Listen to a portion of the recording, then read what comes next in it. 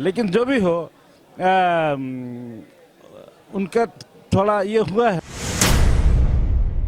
अगर बोलते वक्त अगर मिस्टेक हो जाए, कोई गलती हो जाता है तो उसको तो संशोधन भी है। उनका सोच दूसरा था, उनका बोलने का विधेय दूसरा था, और विपक्ष को ये डर है कि हेमंत सोरेन का सरकार माने जिस ढंग से काम कर रही है, आने वाला समय में विपक्ष का पत्ता साफ है। विपक्ष का उल्टे गंदे शुरू हो चुका है। इसीलिए इस वक्त हमारे साथ मौजूद हैं जेएमएम के वरिष्ठ नेता और विधायक रामदास सोरेन जी। आज आखिरी दिन है सदन का, क्या लग रहा है कि आज भी हंगामे के भेंट होगा? कितना उपयोगी रहा ये मानसून सत्र? देखिए, जिसका मनसा ही सही नहीं है, जिसका मनसा ही है कि हम ये सत्र को चलने नहीं देंगे, तो हंगामा करेगा ही। हमारा सरकार के ओर से जो राज्य की विकास के काम करें, उनके प्रति जो भी यहाँ पर नुकसान तो हमारा राज्य का करा रहा है, लोग हंगामा करके। इतना इम्पोर्टेंट क्वेश्चन सब माननीय विधायक लोग लाने का काम किया है, वो अगर विधानसभा हाउस में बहस नहीं हो रहा है, वो तो काम नहीं हो रहा है। विपक्ष चाहता है कि काम नहीं हो, और विपक्ष को ये डर है कि हेमंत सोरेन का सरकार माने जिस ढंग से काम कर रही है, आने वाला समय में विपक्ष का पत्ता साफ है। विपक्ष का उल्टे गंदे शुरू हो चुका है। इसीलिए अपने डर से और अपने आप को सेव करने के लिए जनता के सामने ये बताना चाहता है कि ये सरकार कोई काम नहीं कर रही है।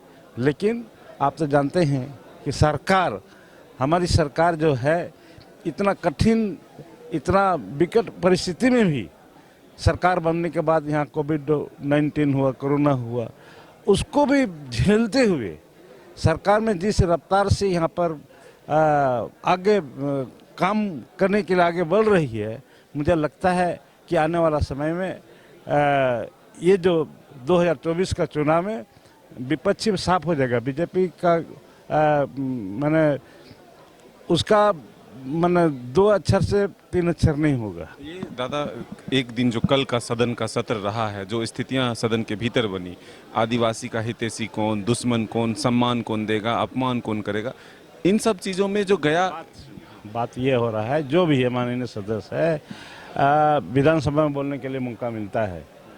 अगर बोलते वक्त अगर मिस्टेक हो जाए, कोई गलती हो जाता है, तो उसको तो संशोधन भी है। वो आपने क्षमा भी मांगा।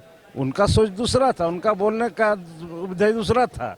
उनका ये था कि आज जो प्रदेश अध्यक्ष बाबूलाल मरांडी को बनाया गया है, तो वो कितने दल बदल किया है, कितने दल में है, अलग पार्टी बनाया था।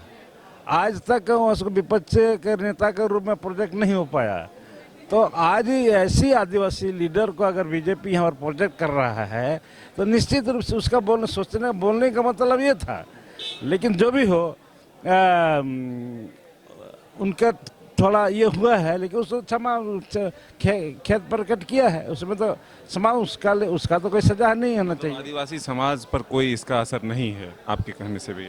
नहीं, असर नहीं है। असर तो सामूहिक रूप से वो तुरंत बोलते साथ खेत प्रकट कर लिया।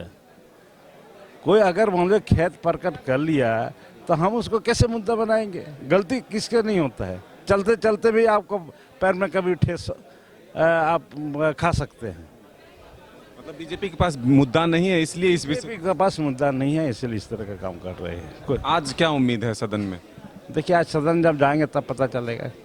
बिल्कुल, देखिए, रामदास सोरेन जी थे जो जेएमएम के वरिष्ठ विधायक हैं, नेता हैं। उन्होंने साफ तौर पर कहा कि इरफान अंसारी से बोलते वक्त थोड़ी सी मिस्टेक हुए, जिसको लेकर के उन्होंने क्षमा भी मांगा, तो उस विषय को इतना बड़ा बनाने की ज़रूरत नहीं है। अपने सहयोगी नितिन के साथ मदन सिंह, न्यूज़ बाइस्कोप, रांची।